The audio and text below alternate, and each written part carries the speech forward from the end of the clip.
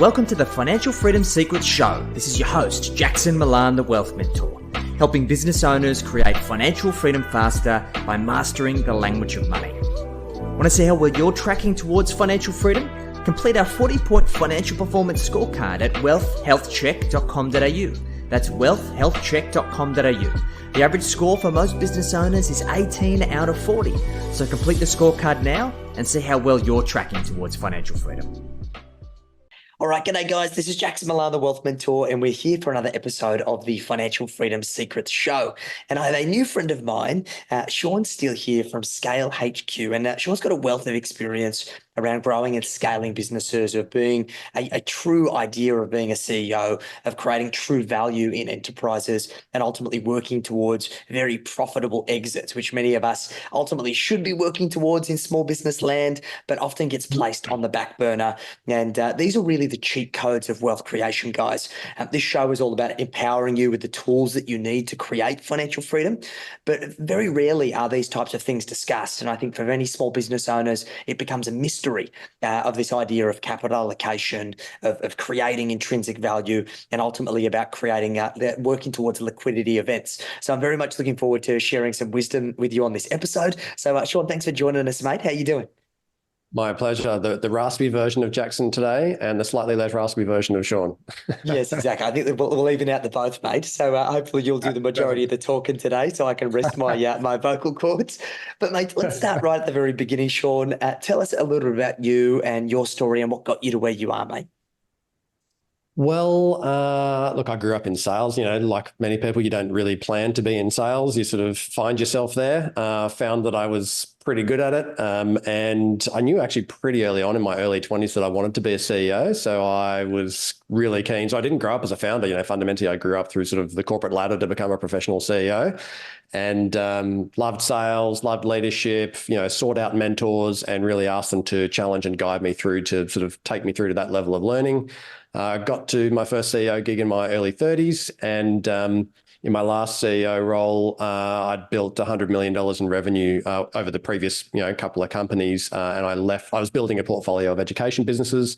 But what I loved about that journey was that I was buying other seven-figure businesses, sometimes eight-figure businesses, and my job was to buy the business, mentor the founder and their leadership team, or replace the founder and their leadership team, and then essentially help them get the growth strategy right, optimize the business model, get their execution in place, and then buy the next business so that we would essentially grow the value of the enterprise faster than the value of each individual one could on their own. I love that, mate. So why acquisition, mate? Why not build the businesses yourself? It's an interesting path. I think, as I was growing up the corporate ladder, I always knew I was going to want to build my own thing, but I didn't really know what it was or when it was. And I was being challenged like every day, every month, every year, which I loved. Like I was growing so quickly. I was super into my own learning and development. And because it was challenging, I found it really rewarding. And I knew at some point I would shift out of working for other people. And I think, that ran its course probably in my late 30s when I realized even as a CEO, you've still got a boss, you've still got a, chairman of the board, you've still got shareholders. And actually I got to the stage where I was like, not keen to have that anymore. But I learned so much through that period, and creating value in an enterprise through acquisitions is an incredible way to create wealth for an organization, for the shareholders, ultimately for yourself if it's your business. Yeah, but I'm big on acquisitions, mate. I can't say that I'm as experienced as yourself, but I love it and I'm learning every single day. And you're right, the ability to kind of fast track your trajectory, be able to manufacture value through those acquisitions is really second to none. But it is quite complicated, and I'm sure we'll touch on this a little bit. But what I'd really love to kind of talk about, mate, is this idea of being a CEO. I think many of us have this idea of what a CEO means at the kind of top end of town when we deal with publicly listed companies or multinational billion-dollar businesses. But I think it's a little bit vague when we talk about this kind of small to medium enterprise land. So from your perspective, mate, what does it mean to be a CEO? That's a great question. I think if almost you think of it like not a pendulum. can't think of the right word today, but there's a broad range of what it means to be a CEO when you're starting out as a CEO and when you are as a CEO with significant resources to kind of go behind you. But I think the starting point is to think about what is the job of the CEO. Like ultimately, the job of the CEO is to get the strategy and the vision right. The job of the CEO is to hire the best people and then spend their time empowering those people, getting stuff out of their way so that they can actually succeed, like showing them what success means and looks like, and then getting stuff out of their way so they can achieve that. And then finally, to make sure the business always has enough capital in place to achieve its goals and to execute on that strategy, whether that's organic cash or cash from some other source. So it's like if you sort of start with that as your endpoint, then it's about making small incremental steps towards that as the business gets bigger. At the starting point, it's shifting out of, I think, thinking of your business as a business and starting to think of it as a company. And there is a big difference between having a business that makes money, which is awesome, and a company, which means you're organized, you're professionalizing, you're growing up, you actually have reports that you understand, you start to think about where your team's going to need to be in 3 years and starting to hire the right people ahead of that. Like it's starting to make those small shifts towards thinking like, I'm going to be a company owner, this is an asset of mine, not just this is a business that I run and people like to pay me money and it's profitable, which is great. And you have to start there, but then you slowly shift out of it. It makes a lot of sense, mate. And look, in your experience, how many owners are actually acting and operating by that definition of being a CEO when you first interact with them, mate?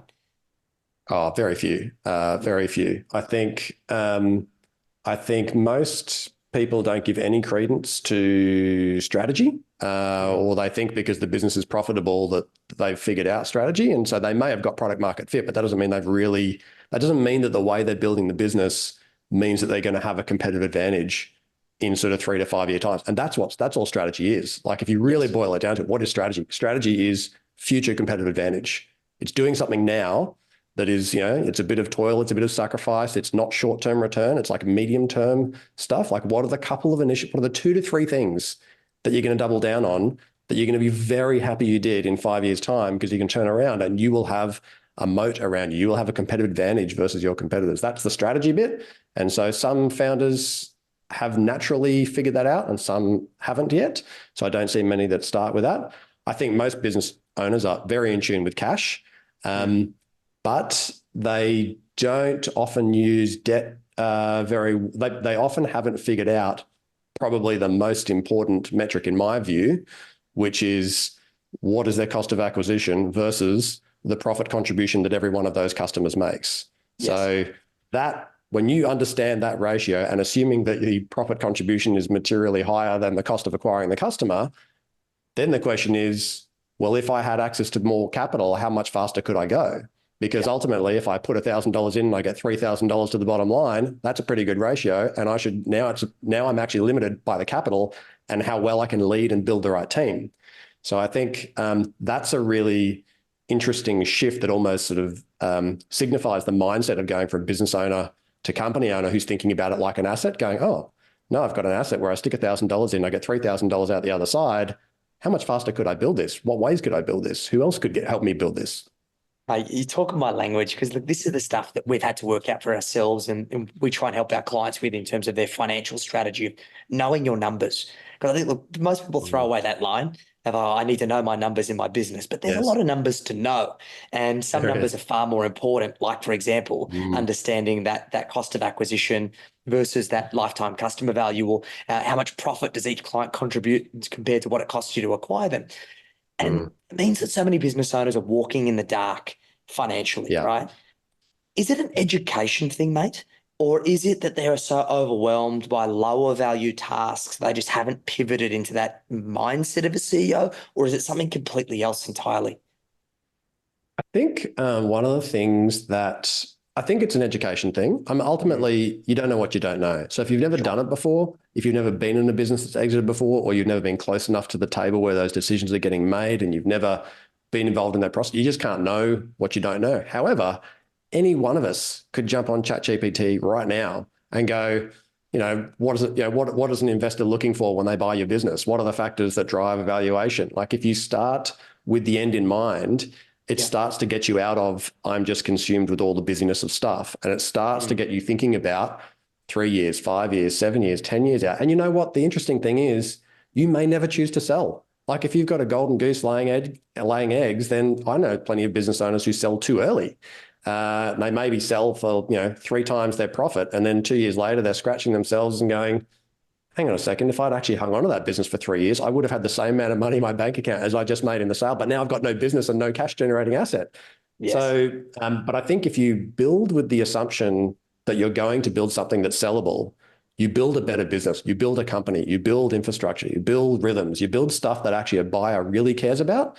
And that way you always have options. You can sell down to management, you can sell out completely. You have different kinds of exit options available to you. But if you never start with that end in mind, you just kind of hoping that at some point, randomly at some day, someone's going to knock on the door and offer you a bunch of money. And they might, but actually you'd be in a much stronger negotiating position if you reverse engineered what success looks like for an exit and then work backwards to now, however long it takes. Makes so much sense, mate. And look, and I think it's a great position to be in, particularly if you don't ever want to sell. Like myself, I have no intention to sell the business. We want to work towards some sort of liquidity event, whether that be a listing on the market or a partial sale to PE or something like that. But it's usually just to get access to capital so we can fund more acquisitions and more growth, so I can see how far I can take this thing. Yeah. But I still have the philosophy of building my business for sale, because it allows me to understand from the opposite end what's the emotions of being a vendor, and then how do I understand what the buyer is looking for? Because I feel that also helps me as an acquirer, so I can then play the game of negotiation. But I don't think most people think about it like that and haven't gone through the process. So, mate, what are the key things that a buyer is looking for that essentially is a business is saleable, it's valuable in their eyes, and an owner is going to be able to get the best possible outcome for their business? The thing that you've got to think about, so when I think about me as an investor buying businesses, how am I evaluating? If you think about, everyone talks about the multiple of profit that you're going to get on the sale. So depending on the size of your business, depending on the industry, depending on a million things, someone is going to ascribe a multiple of profit. But why do they say your business is worth 2 times or 3 times or 5 times or 10 times? Why do they say that? Well, it's their evaluation of the growth opportunity, their confidence in the growth opportunity, and their confidence that they can mitigate any risks that are coming up. So if you think about that and you kind of reverse engineer it, what is the biggest risk that you should be focused on first? The biggest risk that is going to reduce the multiple you get paid is your operation in the business. Yeah. Like ultimately, if you want to have any kind of exit options and you are deeply integrated into the operations of that business, you're deeply integrated into the business development requirements, how as a person who's looking to buy your business could I get comfortable that once you've got a whole bag of money in your pocket, that you're not going to just take the foot off, you're going to spend your time in the Bahamas, like all of a sudden the business is going to die. So essentially I'm going to bring my multiple down that I'm likely to pay you because my risk just went up, if that makes sense. So if you almost reverse engineer it from risk, the question is, what are all the things that could go wrong in this business? And how do I systematically take each one of those away over the next 5 years? Well, that means I'm going to have some capable leadership so that I've de-risked myself. I'm going to have some systems that are scalable so that they can have confidence that it'll keep growing. I'm going to have delivery that can continue to scale. I'm going to have a scalable sales and marketing engine that they think they can continue to crank up. So it's that balance between how do you give them confidence in the growth opportunity and how do you help them reduce their risk? If you can do both of those things, an investor will pay you more for your business, full stop. Makes so much sense. And I think that's the thing, right? This is the reason why building your business for sale is so important, because if you're not building your business for that, you're building a business for ego. And then in many cases, founders end up creating more jobs for themselves so they feel important. So it's the polar opposite of building a business for sale. And I'm sure you see that all of the time as well. And actually, I had a great example of that today. Caught up with an old friend of mine who was a marketing director from my company. He joined a business that looked like it was going great. It was a pretty sort of fast growing, it was small business. Like I would say, small business, probably 1 to 10 million, something like that. Yep. But it didn't work out and he's moved on to another company. I said, what happened in this business? He said, well, the founder thought that he wanted to have a marketing director, but he wasn't willing to let go of anything. So I was like, what am I doing here? And that was such a great example of a founder probably building for ego. Yes. He knows he needs resources. So he's hired a marketing director, but he is absolutely unwilling to make the shift from business owner to company owner. The company owner and the CEO would say, I need to tell this person what success looks like what we need to achieve, why we need to achieve it, and then I need to give them some space on the how they get there. If I try to micromanage the how, then I'm always going to be managing everybody's priorities, everybody's tasks, and that is absolutely exhausting and the fastest way to burn out for a founder. Yeah, makes so much sense, mate. So assuming that we're building this business towards sale, even though it may not be a sale, we've touched on some of the metrics that we need to focus on, one being the client acquisition to the profit contribution. What are some of the other most important metrics that a business should be tracking to use as basically their measure of success? Are they actually heading in the right direction? Are they building towards the optimal outcome? What do you typically look for, mate? Yeah. There's probably two others that would be really big in my focus. One is actually the level of profitability versus the revenue. So what is your EBITDA? What is your sort of profit before depreciation and amortization as a percentage of your revenue? And the reason I say that, I mean, that seems really simple. Everyone wants to have a higher profit business, but I can tell you, I know a lot of founders who have 15, 20, 30, $40 million businesses with somewhere between 5 and 10% EBITDA, and they are running stressful businesses. It is stressful. Like, they do not have the available cash to hire the best people, to invest in their growth, to take on the next new product, to invest in that system. It's a really stressful experience. And I know plenty of founders, and I mentor numerous ones who have $3 million, $4 million, $5 million, $6 million businesses that do 40%, 45%, 50%, 55% EBITDA, and they are so relaxed. They love their businesses. They have heaps of options. They've got loads of cash in the bank. They're just comfortable. And I think, so right up front, I think Alex Hormozy said it best, he said, are you investing 10 out of 10 effort in a 2 out of 10 opportunity? Like, how profitable can this business be? If you're running a business that you can't see any path to 30% plus EBITDA, then I think you actually really have to ask the question, am I in the right business, or am I thinking about it the right way? Get some help, get some mentoring, find some advisors, find somebody who's in your industry in a different country running a better business than you, and figure out how to make it more profitable. Otherwise, it's always going to be a hard graft for you. So I would say your overall profit percentage is a really key one. And the last metric, this is probably not necessarily one metric, but more a philosophy of metrics, is you mentioned before that founders often, when they go, I need to know my numbers, so they start getting fixated on the reporting of what's just happened. And so, great, they've got a profit and loss statement. They're looking at how much they spent on X, Y, Z. But you have to do that. Absolutely, it's important and it's valuable. But the most important metrics are the leading indicators. So what are the activities that have to happen in my business on a systematic basis, which I know that if those metrics are happening in the right way every day, every week, the revenue will take care of itself, the profit will take care of itself, like everything else will work. So rather than focusing on the outcomes and then looking back in the past, you've really got to ask yourself, what are the leading indicators of future success? So for example, if you've got a sales team, you really need to be completely dialed into how many leads they're getting, or how many phone calls they're making, how many appointments they're generating, not just focused on they produce this number of dollars this month. That's great.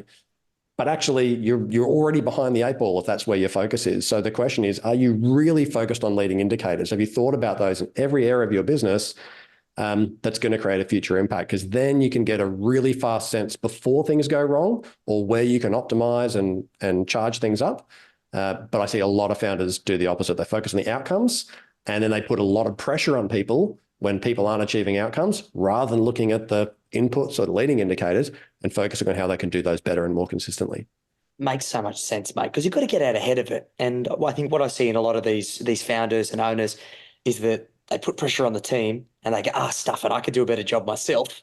And then they jump back in and roll their sleeves up, and it just and that's just not how it's solved, right? Because one of the points that you mentioned of the key parts of being a CEO is really how do you mentor those leaders in the team? How do you put the right people in the right seat on the bus and allow them to drive the outcomes forwards?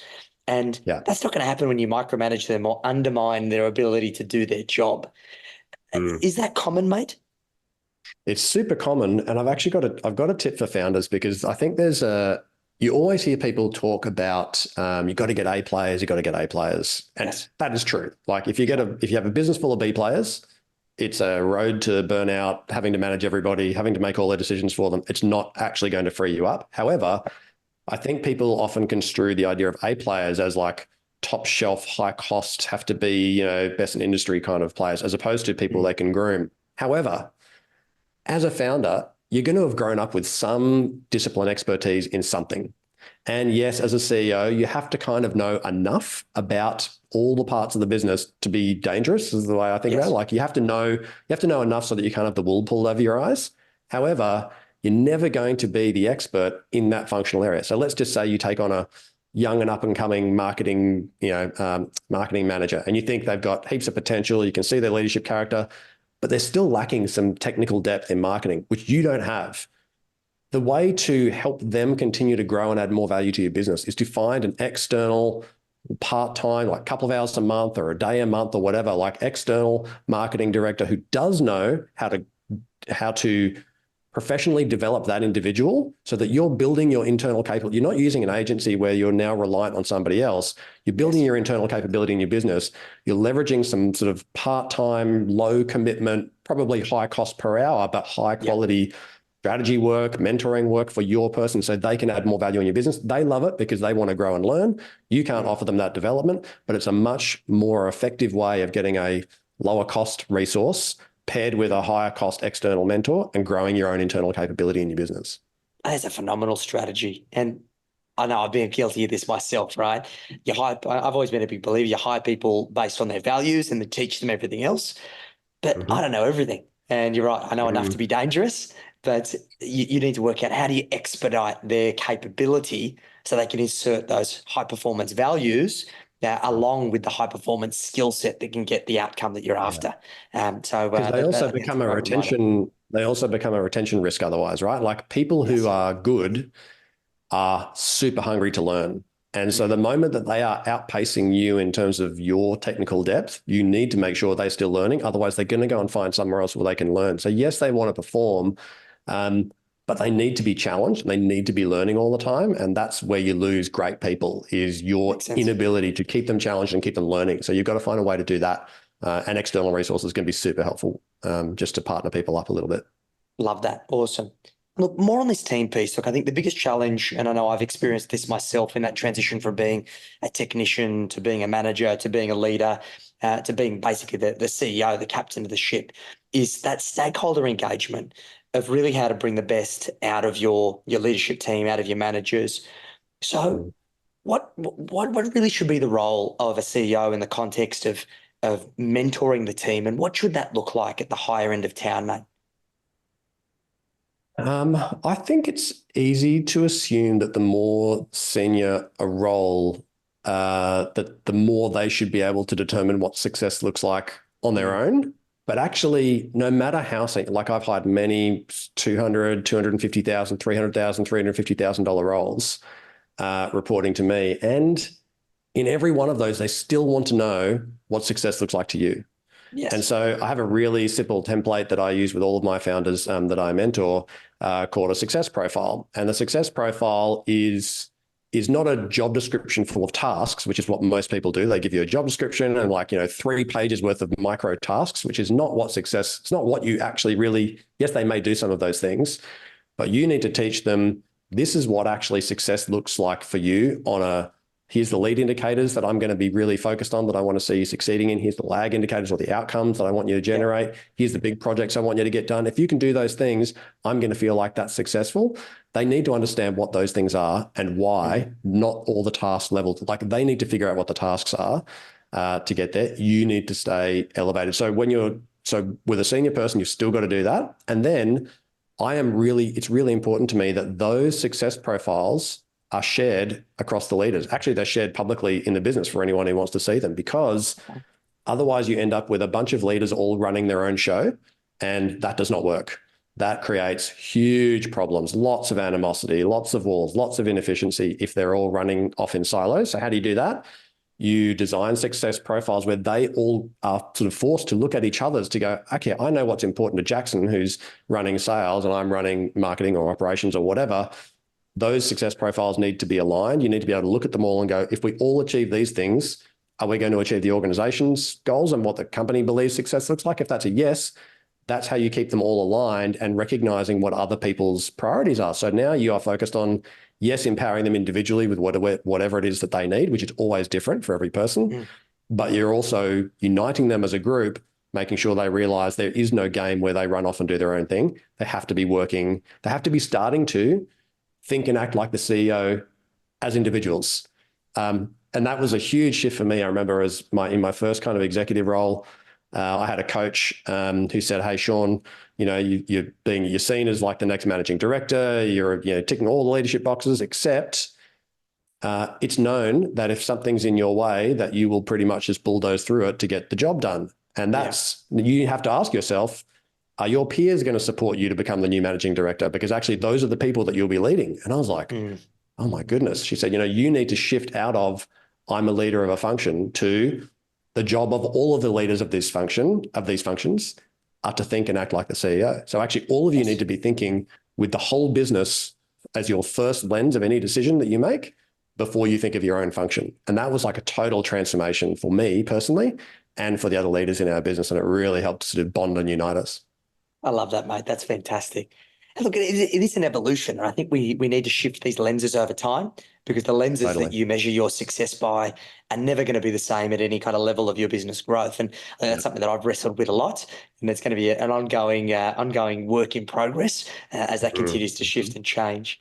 And mate, assuming that we've got these kind of foundational parts in place, right? We've stepped up to being a CEO. We're doing those things. We've got the right team who've got the right measure of success.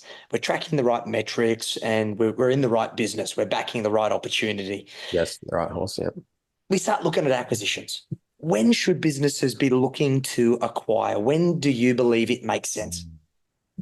That's an excellent question. I think it makes sense when your leadership team is capable of running your existing business pretty much without you.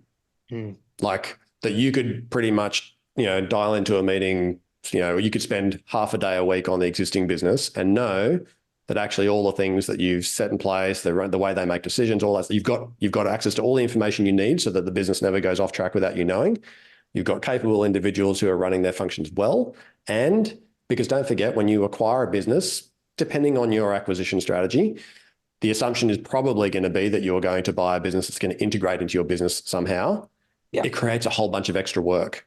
It creates a lot of work for you, and it's also going to have an impact on your existing leaders. So they need to be strong and they need to be capable. And so I think the risk is, yes, it's an amazing way to build, like if we talk about the most basic part of this sort of formula, if your business does $1 million in profit and you can buy, let's say your business is worth 4 times, but you can buy a business at 4 times profit, and you can buy a business at 2 times profit, and all of a sudden you've made immediate value on day one, because now the combination of both of those profits together are now worth 4 times instead of 2 times. Okay, so you make immediate money, but all of the money that you can make in an acquisition is won or lost in the way that you integrate or don't integrate that business successfully. It's all in the sort of onboarding, the way that you treat the people, the way the cultures come together, the way you create clarity around who's leading what, like all of the people stuff is actually where most of the value is won or lost.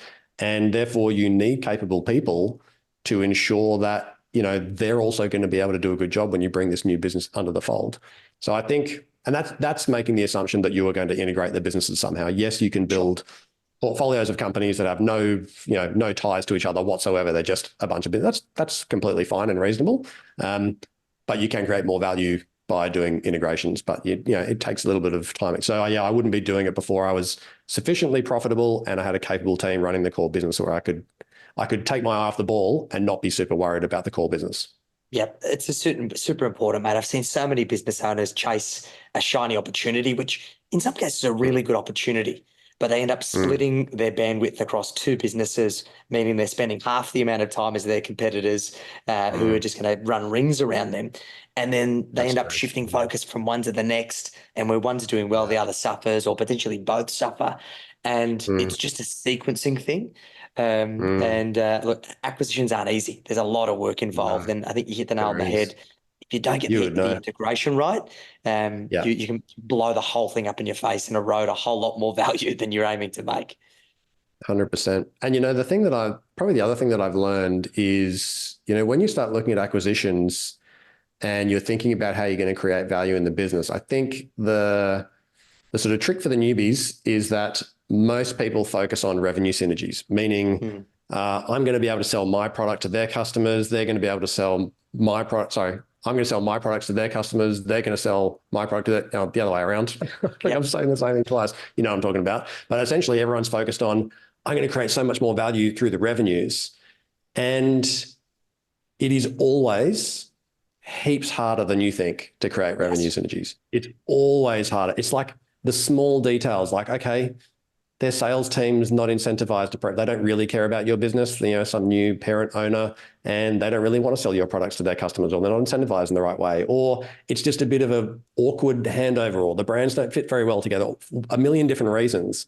But what does go straight to the bottom line is bottom line synergies, meaning costs that you can take out of the business. And so I'm not suggesting that the best strategy is to run in and strip out all the costs. I'm not saying that either. However, if you've got duplicate roles, beautiful. Maybe you can do more with one person than you can with the two people side by side who are doing the same job. Great. Or I remember we bought a business doing 35 million in revenue, and it was doing, you would love this, Jackson. It would have been the scariest P&L you'd probably ever seen. It was forecast to do, my investment committee proposal was that it was forecast to do $100,000 in profit off $35 million in revenue. Oh, gosh. What a waste of 100,000. time. And I was thinking, wow, if we get this wrong, we are going to be burning millions of dollars very quickly because, lose even 15% of the revenue and the cost base stays the same, you're in real trouble. Exactly. So it was all about the people, but we involved the people in the business we just acquired in the profit optimization, in the cost savings. We had like Power BI dashboards. Everybody was focusing on saving money everywhere they possibly could because the communication was, hey guys, you're not profitable. And actually that $100,000 represents the total amount that I can invest in the growth of this business for new products and new services and new jobs and new roles and all things you want. Yes. So we need to create profitability together. And we agreed what the profit target should be. And then we all got involved in actually trying to find it. And it was amazing. It actually really united the culture of the business together because people were transparent with them for the first time. So I think there's definitely a lot of, and we created $2.5 million on the bottom line in the first 6 months. From $100,000. So, but that was all cost savings. So it was actually far easier than the top line stuff, which took a few years to really start to kick in. Makes so much sense. And look, it's a harsh reminder for me because naively, my first few acquisitions were all about those revenue synergies and the capturing share of wallet. And you're right, it's like pulling teeth. And it's harder. The last thing.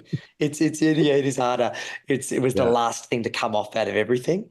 And I think this further illustrates, mate, to anybody listening to this who's interested in acquisitions, and look, once again, we're not here to scare you out of this, but this is the difference between building passive wealth outside of your business, which can be set and forget, and building active wealth. And when you acquire a business, there's probably nothing more active. It is going to consume all of your bandwidth for months, potentially years, in order to realize that value. But how you're rewarded for that value creation when you get it right is tremendous. So, so it's very, very exciting. Totally. Well, mate, this has been phenomenal. I'd love to just dive into a little bit. We've covered so much ground here. Like, who's an ideal client for you? Who do you ideally want to be working with that lights you up and that you feel you can add the most value to, Sean? I love working with founders that are past $1 million who have a services business, sometimes software as part of it, but usually services. And they know they're on the kind of cusp of something special. They know they're sort of on the brink of something great, but they're starting to face those significant decisions because all the founders I work with have never done this before. They've never built a business. They've never run a business bigger than the one they've got today. The business is working. I don't tend to find people come to me if their businesses are broken and need fixing. The business is going well. The business is profitable. It's growing. But as the business gets more and more people in it, the consequences get bigger. I've never led a team this big. I don't really know how to hire the right people. I don't want to have like huge pain and big mistakes. Like I know I'm still going to face some, but I want to get to whatever my outcome is as fast as possible with the least amount of pain. That's why people come to me. And I love the reason I do this is when I was buying these 7-figure businesses, I could see so much value being left on the table, like people with great businesses, but actually had they done a few other things right in the preceding 5 years, they would have had a much better outcome in the sale to our organization. They would have got a much better multiple. So I wanted to see those people succeed. So those are the kind of clients that I work with. And the model that all of my clients work with me on, it's an advisory board plus mentoring, basically. Often it starts as an advisory board of one, Sean Steele, and the chair of their advisory board, but it's just me. And then as we get some of the groundwork in place, we often need to bring in specialists because I obviously don't know everything either. And so we bring other people into the advisory board format as and when we need to make sure that that founder can knock over their strategic problems that they've got for the next 90 days or 12 months or whatever it is, and they can just keep moving forward. They can keep focused on the business and keep gaining traction, and they never get stuck or paralyzed or plateau because they don't actually have the knowledge. So my job is to make sure the knowledge comes to the table so they can knock those hurdles over. Beautiful, mate. Fantastic. And look, if anybody's listening or watch this, mate, and they want to get in touch to have a conversation around how you could help them, what's the best way for them to reach you? Best way to reach me is probably just to email me or hit me up on LinkedIn with a direct message. My email is sean@scalehq.com.au, and on LinkedIn you'll find me at Sean Steele or via ScaleHQ on LinkedIn. That's the easiest way. Beautiful. We'll include those links in the show notes. I'm sure this has been phenomenal. You've shared a lot of pearls of wisdom here.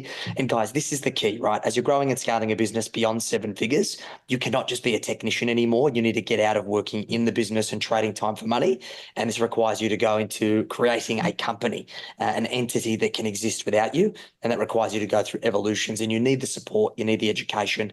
You need someone like Sean in your corner who can help you add those skills, add the right strategy, and then take the right actions to shortcut your path to success. So remember, a good idea in theory remains exactly that, just a good idea until you put it into practice. So go and implement some stuff you've listened to on this show, and hopefully it will bear fruit for you. Sean, appreciate you making the time, mate, and looking forward to catching up again soon. My pleasure. Thanks so much, Jackson. Cheers. Thanks, mate.